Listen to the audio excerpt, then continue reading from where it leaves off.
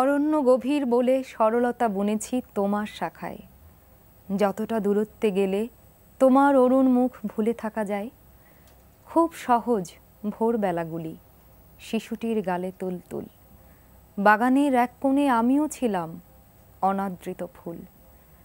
পাখিরা গান গেয়ে চলে গেছে, মেঘেরাও যায় যায়, প্রতিটি যাবার মুখ ভেসে থাকে দূরের আয়নায়। প্রিয় দর্শক, দিন শেষে যখন সন্ধ্যা নামে তখন দিনের স্মৃতি জমা হয় হৃদয়ের আয়নায়।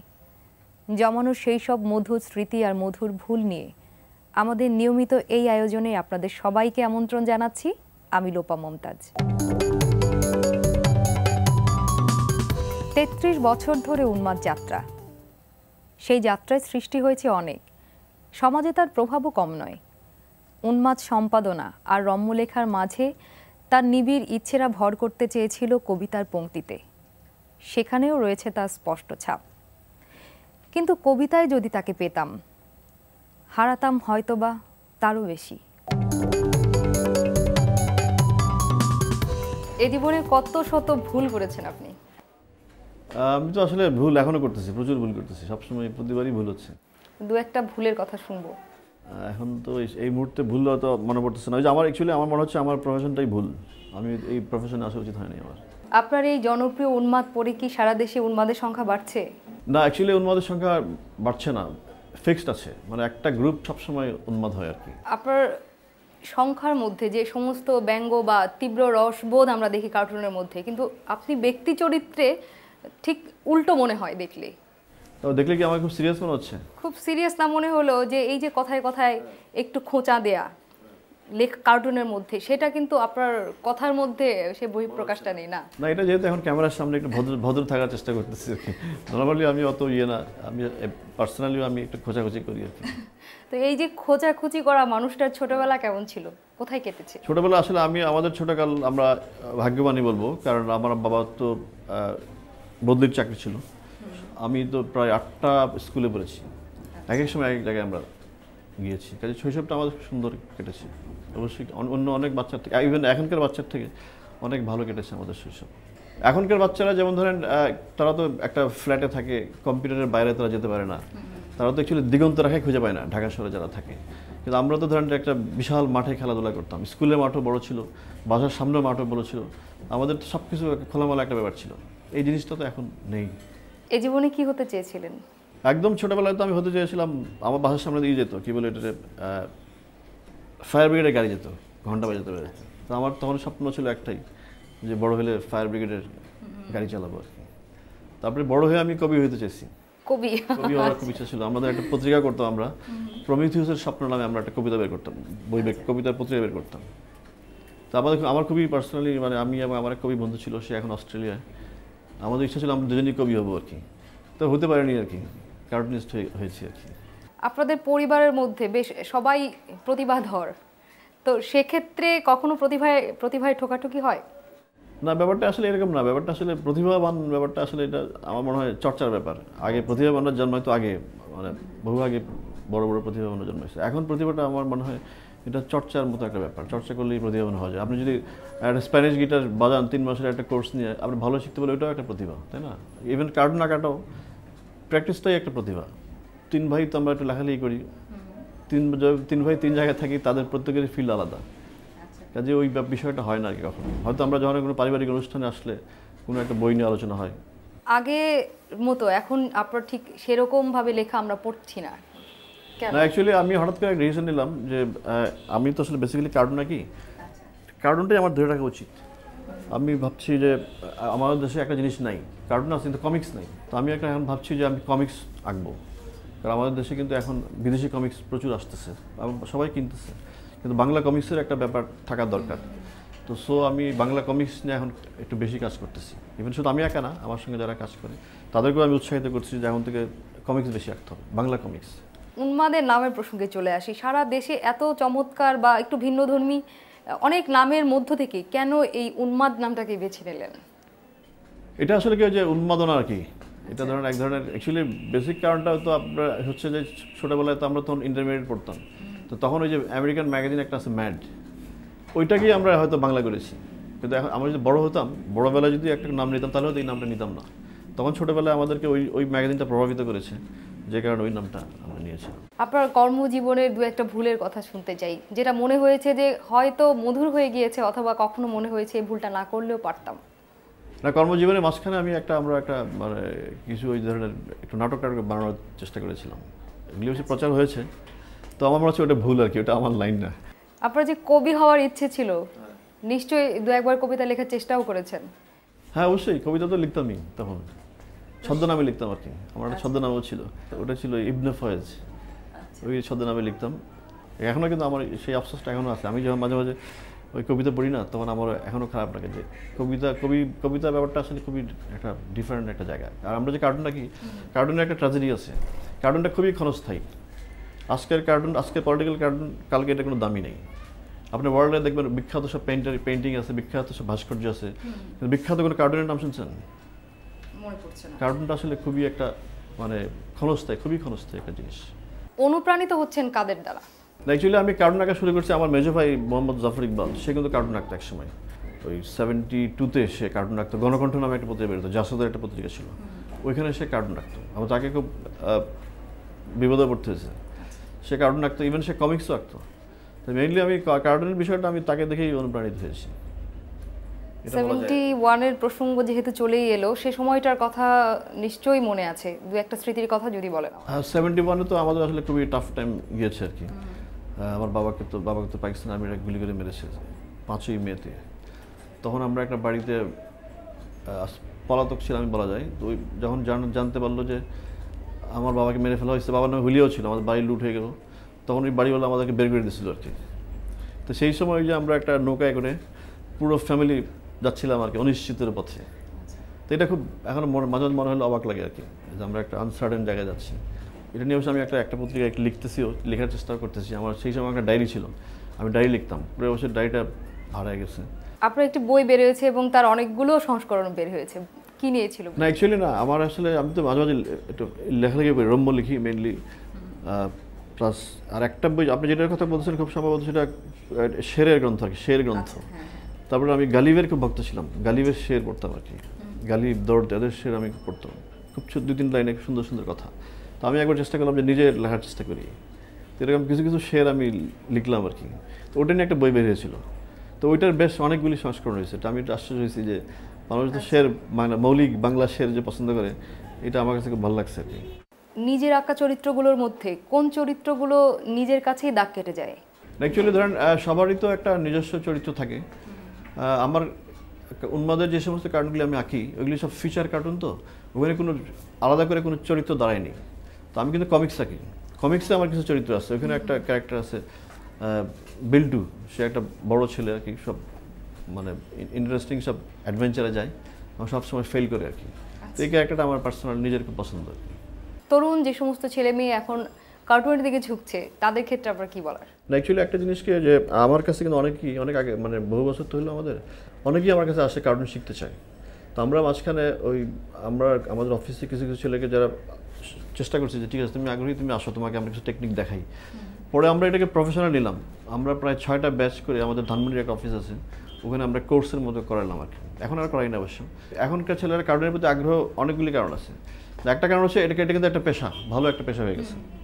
মানে আপনাদের সাংবাদিকতা যেরকম একটা পেশা, নর্মালি একজন কার্টুনিস্টের পদমর্যাদা কিন্তু একজন অ্যাসিস্ট্যান্ট এডিটরের সমপর্যায়ে। এখন একজন কার্টুনিস্টকে অ্যাপয়েন্টমেন্ট দিয়ে রাখতে হবে, তাকে ভালো স্যালারি দিতে হবে, এটা একটা প্রফেশন। 80 বা 90-এর দিকে উন্মাদের যে জোয়ার ছিল, এখন সেই জোয়ারের ভাটার কারণ কি? হ্যাঁ, এটা হতেই পারে, কারণ সেই সময় কিন্তু 78 জিনিসটা জাস্ট শুরু হয়েছে, বাংলাদেশে একটা নতুন কনসেপ্ট, আমরা সবাইকে অ্যাটাক করতেছি। তখন কিন্তু সাহসীও ছিলাম, যাকে তাকে ধরে ফেলতাম, বুঝছেন। এখন আর সাহসটা আমার যথেষ্টই কম, এখন আমি একটু ভয়ও পাই, কারণ অনেকগুলি ঝামেলা আমাকে পার হয়ে আসতে হয়েছে, এই জিনিসটা মাথায় আছে। তো এটা একটা ব্যাপার। আর আরেকটা ব্যাপার হচ্ছে কি, আগে হয়তো ধরেন মানুষ সহনশীল ছিল। আমার মনে আছে একবার একজন উপস্থাপক ছিলেন, বিখ্যাত উপস্থাপক ছিলেন, নামটা বললাম না। তো ওনাকে একবার অ্যাটাক করলাম, আমরা সবাই ভাবছে যে এবার উনি খেপবে, কিন্তু উনি খুব খুশি হয়েছে, বলছে না এটা তো খুব ভালো লাগছে, আমার তারও ভালো লাগছে। তো ব্যাপারটা এরকম আর কি, যে আসলে যে একটা ঘটনা আছে না, যে ভারতের যে এক্স প্রাইম মিনিস্টার, যে উনি তাকে নিয়ে যত কার্টুন করা হয়তো সমস্ত কার্টুন কেটে কেটে তার অফিসে লাগিয়ে রাখতেন। তাকে তিনি বলতেন যে আমি এই কার্টুনগুলি থেকে আমার চরিত্রটাকে ঠিক করার চেষ্টা করি। তো আমাদের ওই মেন্টালিটিটা কিন্তু এখন আর নাই, এখন সবাই খেপে যায় আর কি। একজন দেখছি যে খুব সাধারণ লোকজনও খেপে যাচ্ছে, কাজে ওইখানে আমরা একটু আমি সাবধান থাকি আর কি এখন। তবে একটা গ্রুপ কিন্তু সবসময় একটা গ্রুপ আমাদের উন্মাদটা কিনে, এটা সবসময় স্টেবল আর কি, যে হুহুকের সার্কুলেশন বাড়তেছে সেটা না, একটা গ্রুপ আমাদের ঠিক আছে, একটা গ্রুপ চলে যাচ্ছে, আরেকটা গ্রুপ আসতেছে, এভাবেই চলতেছে। উন্মাদ নিয়ে আপনার কি ভাবনা? উন্মাদ নিয়ে আসলে ভাবনা তো অনেক কিছু ছিল। আমাদের ইচ্ছা আছে যে আমরা তো এখন কমিক্স করার চেষ্টা করতেছি, কমিক্স করব। তারপর আমাদের একটা অ্যানিমেশন, উন্মাদকে নিয়ে একটা অ্যানিমেশন মুভি টিভি করার চিন্তা আমরা করতেছি আর কি। আমাদের কিছু কার্টুনিস্ট আছে যারা অ্যানিমেশন নিয়ে কাজ করে, তাদেরকে আমি বলতেছি যে তোমরা একটু বেশি ভালো করে শিখো, তারপর আমরা একটা বড় কাজ করবো আর কি। যদি কখনো একটা সুযোগ পেয়ে যান এই জীবনকে আবার শুরু থেকে শুরু করার, তাহলে কি করবেন? তখন ওই ভুলগুলি আবার নতুন করে শুরু করবো আর কি। কোন কোন ভুলগুলো? যে ভুলগুলি অ্যাকচুয়ালি ভুল যেগুলি মানে ভুল না, মানে ভুলগুলি আমি যেগুলি করেছি সেগুলি আগের থেকে আমি শুদ্ধভাবে শুরু করবো আর কি, এই জিনিসটাই শুরু করবো। তো আমার মনে হয় আমি যদি আবার নতুন করে শুরু করি আমি আবার কার্টুনিস্টই হব, তবে আমি যেভাবে এগিয়েছি সেভাবে না আগে একটু অন্যভাবে আগাবো আর কি। আইনশাস্ত্র পড়ে নানা অসঙ্গতিকে দূর করবার স্বপ্নে বিভোর একদিন নিজের অজান্তেই যেন হয়ে উঠলেন নাট্যকলার একজন। পারিবারিক ঐতিহ্য আর পরিবেশের টান শেষ পর্যন্ত নাট্য অঙ্গনেই লিখিয়ে দেয় তার নাম। কি কি কাজ করেছেন এই আলো প্রসঙ্গে? আলো আমি নাটকের তো আলো করছি, সাথে সাথে আমি আবৃত্তির আলো একসময় প্রচণ্ডভাবে করতাম। এটা বলাটা সঠিক, সেটা হচ্ছে যে হাত পাকানোর জন্য এক ধরনের আবৃত্তির প্রোগ্রামে আমি প্রচুর আলোর কাজ করেছি একটা সময়। তারপরে আমাদের এখন একটা যেটা আমাদের দেশে একটু নতুন কনসেপ্টে কাজ হচ্ছে সেটা হচ্ছে লাইট অ্যান্ড সাউন্ড, যেটা পৃথিবীর বহু জায়গায় অনেক আগেই শুরু হয়েছে, খুব বেশি অবশ্য আগে না। তারপরেও আমাদের দেশে এই কনসেপ্টটায় মানে নাসিরুল হক খোকন, ঠান্ডু রায়হান, আমরা তারপরে জুনায়েদ ইউসুফ, এরকম আমরা সাইফুল ইসলামও আছে, আমরা বেশ মানে যারা লাইট করি আসলে বিভিন্ন মঞ্চে, আমরা এই এফোর্টটা নিচ্ছি যে এই কাজটাকে একটু মানে বেশি বেশি করে মানুষের সামনে আনা যায় কিনা। আর আমাদের একটা অর্গানাইজেশনও আছে এই আলোর, যারা কাজ করি তাদের নিজেদের একটা অর্গানাইজেশন আছে, যেটা আমরা খুব অল্প কজন মানুষ মিলে আমরা করেছি, সেটা হচ্ছে থিয়েটার ডিজাইনার্স ইনস্টিটিউট, টিডিআই বলি আমরা সংক্ষেপে। এবং টিডিআইটা নিয়ে আমাদের পরিকল্পনাটা অনেক বেশি, যে আমরা নিজেদের ডেভেলপমেন্টে আলো নিয়ে কাজ করব। আপনি এই লাইট অথবা অভিনয় নিয়ে তো দেশ বিদেশ চড়ে বেরিয়েছেন, তো সেখানকার কিছু মজার অভিজ্ঞতার কথাও যদি আমাদেরকে বলেন। অনেক মজার অভিজ্ঞতা আছে।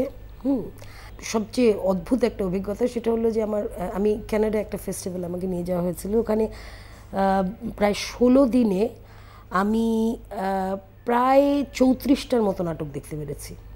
16 দিন আমাদেরকে রাখা হয়েছিল, খুবই চমৎকারভাবে ওরা আমাদেরকে ট্রিট করেছে। কিন্তু অদ্ভুত ব্যাপার, বিস্ময়ের ব্যাপার যে আমি ওই কানাডা মন্ট্রিয়ালে এই উৎসবটা হয় প্রতি বছরই, তো ওইখানে আমি একদিনও একজন বাঙালি দর্শক কিংবা অর্গানাইজার বা অভিনেতা অভিনেত্রী কিচ্ছু পাইনি। এটা আমার দুঃখের একটা দিক। আর ওখানে একজন বাঙালির সাথে আমি কথা বলে ফেলেছিলাম রাস্তায় হাঁটার সময়। আমি প্রায় 7 দিন হয়ে গেছিল, আমি টরন্টোতে আমার এক বন্ধুর সঙ্গে ফোনে কথা বলা ছাড়া আমার আসলে বাংলায় কথা বলার কিছু ছিল না। তো আই ওয়াজ রিয়েলি ডিপ্রেসড, মানে বাংলায় কথা শুনি না, বলতে পারছি না, খুব খারাপ লাগছিল। তো আমি ওইখানে একটা ভুল করে ফেলেছিলাম বলতে পারি, সেটা হচ্ছে যে আমি রাস্তা দিয়ে যাওয়ার সময় হঠাৎ উল্টা দিক থেকে আমার কাছে মনে হচ্ছে সিলেটি কোনো ল্যাঙ্গুয়েজ শুনছি। তা আমি রাস্তা ক্রস করে গেলাম, দেখলাম হ্যাঁ বাঙালি। তা আমি তাদের সঙ্গে গিয়ে কথা বলার চেষ্টা করলাম, তখন একটু ভুল হয়েছিল ওইটাকেই মনে হয়েছে, কারণ ওনারা এক ধরনের বোধহয় ভেবেছিলেন আমি কোনো আশ্রয় প্রার্থী বা সাহায্য প্রার্থী। পরে দেখা গেল যে না, আসলে আমি এই ধরনের কোনো ব্যাপার না। পরে ওনারা খুব ফ্রিলি আমাদের সাথে কথা বলেছিলেন আমার সাথে, কিন্তু ওই প্রথমে মনে হলো যে আমি তাহলে কেন কথা বলতে আসলাম। ওনাদের ব্যবহারটা এরকম প্রথম দিকে হচ্ছিল, হয়তো ওনাদের কাছে খুব বেশি লোকে যায় আশ্রয় নিতে বা সাহায্যের জন্য, এরকম হতে পারে। বাট আমি জানি না, কিন্তু ওই সময় মনে হলো যে কেন কথা বললাম, ভুল করলাম। আমাদের দেশে যারা শিল্প সাহিত্যের সঙ্গে সম্পৃক্ত তারা অনেকেই টানাপোড়েনের মধ্যে পড়েন, আর্থিক টানাপোড়েন। তো আপনার ক্ষেত্রে এই টানাপোড়েন হলে কেমন লাগে? ওফ, এত ভালো লাগে যখন টানাপোড়েনে পড়ি, তখন ভালো লাগে? হ্যাঁ, ভীষণ ভালো লাগে। কেন যে তখন মনে হয় যে আমি কালকে কিভাবে চলবো, যখন এই জিনিসটা মনে হয় যে আমার কাছে তো এখন হয়তো 100 টাকা আছে, কালকে কিভাবে চলবো, এইটা নিয়ে আমি খুব এনজয় করি। আমি সবাইকে বলি যে আমার যে কী হবে কালকে কিচ্ছু বুঝতে পারছি না রে, কারণ আমার কাছে 100 টাকা আছে, এটা তো আজকে শেষ হয়ে যাবে, কালকে আমি কিভাবে চলবো। কিন্তু অদ্ভুতভাবে জীবন কিছুতেই আটকে থাকে না, এই জন্য আমি এনজয় করি। কারণ আমার এত বছরের জীবনে আমি এটাই দেখেছি, আজ পর্যন্ত কারো জীবন আটকে থাকলো না। আপনি তো ঢাকায় বেড়ে উঠেছেন, তো শৈশবে আপনার ঢাকাটা কেমন ছিল? ঢাকা ফাঁকা ছিল। ঢাকা ফাঁকা ছিল। খুব আরামদায়ক ছিল। এখনও ভালোবাসার দিকটা বেশি, আরামটা কম হয়ে গেছে এখন। তবে শৈশবের ঢাকাটা ছিল খেলার, হাসির, আনন্দের। এখন অনেক বেশি কিছু বিরক্তি, কিছু ক্লান্তি, কিছু ক্লান্তি না, বেশ ক্লান্তি। রাস্তায় বসে থাকতে, হাওয়া খেতে চাইলে না খেতে পারার ক্লান্তি, এগুলো এরকম আর কি। মানে ঢাকাটা খুব আমাদের ছিল, এখন অনেকের হয়ে গেছে আর কি, এইটাই। যদি একটা সুযোগ পেয়ে যান একবারই একটা পরিবর্তনের, কোন জিনিসটি আপনি পরিবর্তন করতে চাইবেন?